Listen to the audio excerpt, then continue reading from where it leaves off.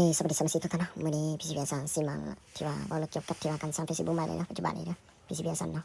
สามารถติดต่อหาทาง Facebook ได้เนาะเบอร์โทรตามหน้าจอนี้เลยเนาะไม่เคยเปลี่ยนเนาะก็เลยเป็น2709เนาะเบอร์โทรของข้าพเจ้านี่ไม่เคยเปลี่ยนจักเทื่อเนาะที่ว่า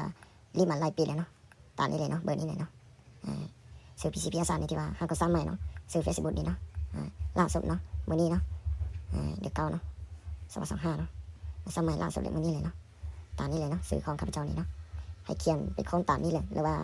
กิ๊กเข้าไปบนนะคำอธิบายเพิ่มเติมของคลิปวิดีโอตัวนี้เนาะมันจะมีลิงก์กดเข้าอยู่เนาะประมาณนี้เลยเนาะซื้อที่ว่า Facebook ที่ข้าพเจ้าตั้งที่ว่าไม่เคยเปลี่ยนเนาะเบอร์โทรก็ที่ว่าของคันที่ว่าใช้มาหลายปีเลยเนาะเบอร์โทรตามหน้าจอนี้เลยเนาะ918279เนาะที่ว่าเบอร์นี้ก็ที่ว่าใช้มาได้หลายปีสามารถโทรเข้าโทรออกได้สบายเนาะแต่ว่าเวลาข้าพเจ้าที่ว่าเดินทางนี้ที่ว่าบ่สามารถโทรเข้าได้เนาะแต่สามารถที่ว่าสามารถเสร็จหาทางว่าแอดแต่ได้กำลังไวเบิร์นซาโลนเนาะไลน์ก็สามารถเสร็จได้เนาะทางฟันไทยเนาะประมาณนี้นะประมาณนี้เลยมาสร้าง Facebook เนาะฝากกดไลค์กดแชร์กดติดตามให้ด้วยนะเพราะว่าข้าพเจ้าสิมาอัปเดตเครื่องทุกๆมื้อให้เนาะทางFacebook นี้เนาะเบอร์โทรตามหน้าจอนี้เลยห้างของข้าพเจ้านี่ที่ว่าหลายๆท่านที่ว่าเคยซื้อไปเลยเนาะเครื่องนี้อาจจะแตกต่างจากที่ว่าห้างอื่นเนาะเรื่องคอนโทรลทางคุณภาพอย่างต่างๆเนาะสามารถไปส่วนเทียบได้เนาะแต่ราคาอาจจะสูงกว่าเนาะประมาณนี้เลยเนาะคือหลายๆท่านรู้ดีให้เลยเนาะคือราคาถือกับราคาสูงนี่คุณภาพจะต่างกันเนาะอันจะเป็นที่ว่าเก็บเสียดเนาะ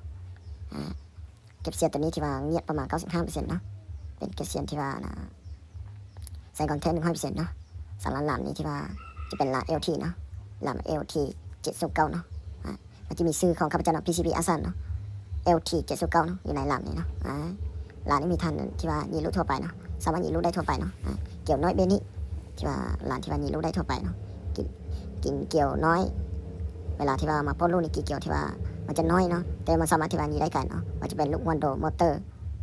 ที่ว่าสามารถเป็นเลือดใส่ได้เนาะลูกค้าท่านใดที่ว่า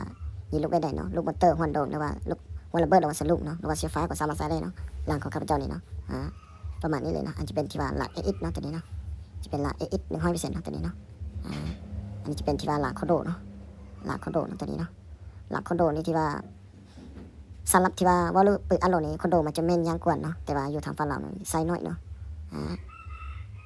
สำหรับคอนโดนี่ที่ว่าไซน้อยเนาะอยู่ทางฝั่งเรานี่มันคือทางไฟประเทศเวียดนามเนาะประมาณนี้เนาะหลังคอนโดประมาณนี้เลยเนาะอันนี้มันจะเป็นทำไปมาเนาะหลังคอนโดทำไปมาเนาะตัวนี้เนาะประมาณนี้เลยเขาจะชิมาเด็กเขาให้เนาะเพราะว่าตามคำขอลูกค้าเนาะลูกค้ามันมีไล่เนาะปัจจุบันนี้ที่ว่าเขาจะก็ไม่ค่อยมีเวลามาให้ทุกทีให้ลูกค้าเบิร์ดเลยเนาะส่วนนี้เขาจะที่ว่าผลิตคอนโดจำนวนค่อนข้างไล่เนาะแต่จะมาเด็กออกมาที่ว่าทีละน้อยให้เบิร์ดนะประมาณนี้เนี่ยอาจจะเป็นลูกมอเตอร์วันโดมวันระเบิดประมาณนี้เนาะแล้วก็ลูกเสียฟ้าเนาะลูกค้าท่านใดที่ว่าต้องการเบอร์ใดสามารถอีกบ้างหาเบอร์โทรตามหน้าจอนี้ได้เลยเนาะ918279เนาะอันจะเป็นที่ว่าเบาเซิร์เนาะให้ผลที่ว่าใส่เบาเซิร์นี่ประมาณนี้เลยเนาะ1นี้ได้ไกล2ปัญญาลมเนาะ3ลงเสถียรภาพดีเนาะ4มันจะแห้งขึ้นตึงส่วนข้อเสียในเวลาใส่แล้วมันจะหนักขึ้นเนาะประมาณนี้เนาะ